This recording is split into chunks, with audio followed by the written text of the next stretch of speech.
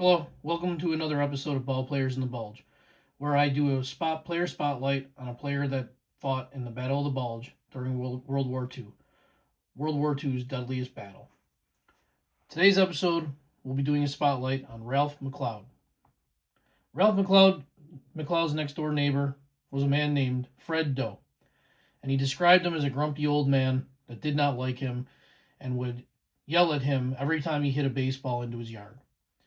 Well, during high school, Fred Doe approached Ralph McLeod, who was having a very good year in high school, and asked him if he ever considered playing professionally. Ralph McLeod said that would be fantastic. He would definitely be interested. And Fred Doe asked him if he would like to meet with the Boston Bees.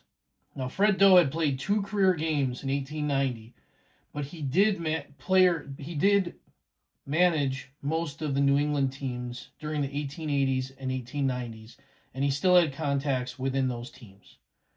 So McLeod was invited for a tryout.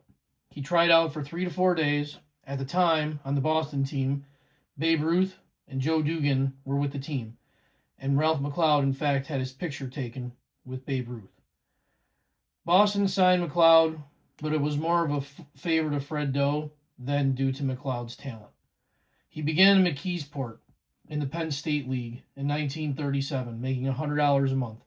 He described it as a rough league, full of lots of coal miners. And they only had one ballpark, and it was behind a big factory.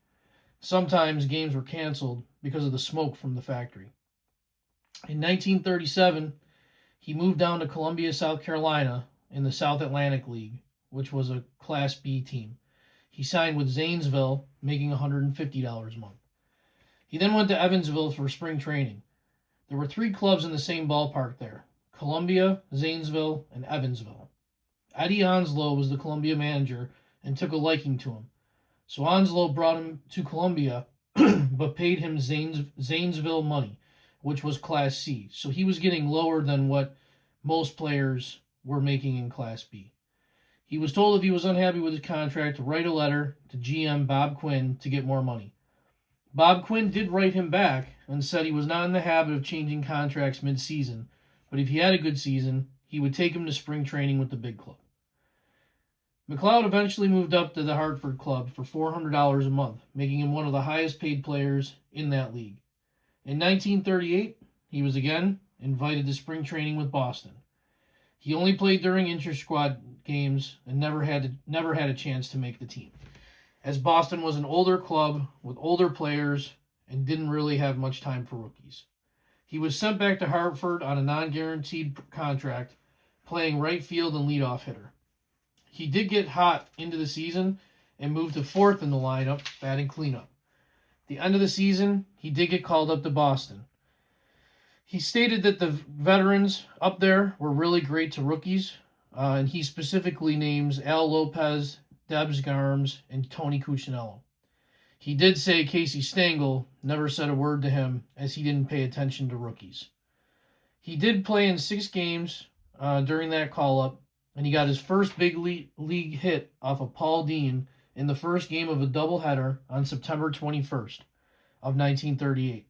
However, it was the same day the Great Hurricane of 1938 hit New England, and the game was called off before it actually became official. During spring training in 1939, he was approached by Don Hawley of Toronto of the International League, who asked him if he was interested in playing in Toronto. McLeod was not getting a whole lot of playing time with Boston, so he agreed to go there. His first manager in Toronto was Jack Burns, but he was soon replaced by Tony Lazzeri. He was recalled to Boston mid-season, but he never played, and then was sent back to Hartford. There was a new manager there, and they promptly released him. So he went to play for St. Paul. St. Paul was a good veteran club and a great manager under the name of Babe Gansel, and he enjoyed his time playing there. However, he was soon drafted into the Army in 1941. It was only supposed to be 1 year, but when Pearl Harbor was bombed, he was told, "You are in for the duration." And he really was, as Ralph McLeod served 4 years, 10 months, and 20 days. This is a quote from an interview from Ralph McLeod. Quote, "I was in the infantry. I started out in the Coast Artillery, but that didn't last long. I was in the 291st Infantry Regiment of the 75th Division. Our first action was the breakthrough up in Belgium, which was the Battle of the Bulge. The Germans floated a few people down behind our lines. I'll always remember the first action, the night before Christmas, cold, snowy. Then after that settled down, we went down and joined the French in the Colmar area. Then we joined the British up in Holland.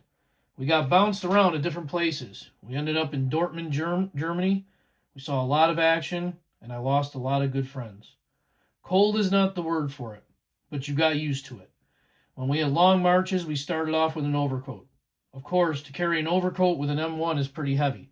The first thing you discarded was the overcoat, no matter how cold it was. All we had was a Red Cross sweater underneath our GI jacket. Come nighttime, you cut off a few fir branches and put them on top of the snow, get your roll out, get inside, put your shoes in there so they wouldn't freeze, and sleep away. It's an experience I wouldn't want to go through again.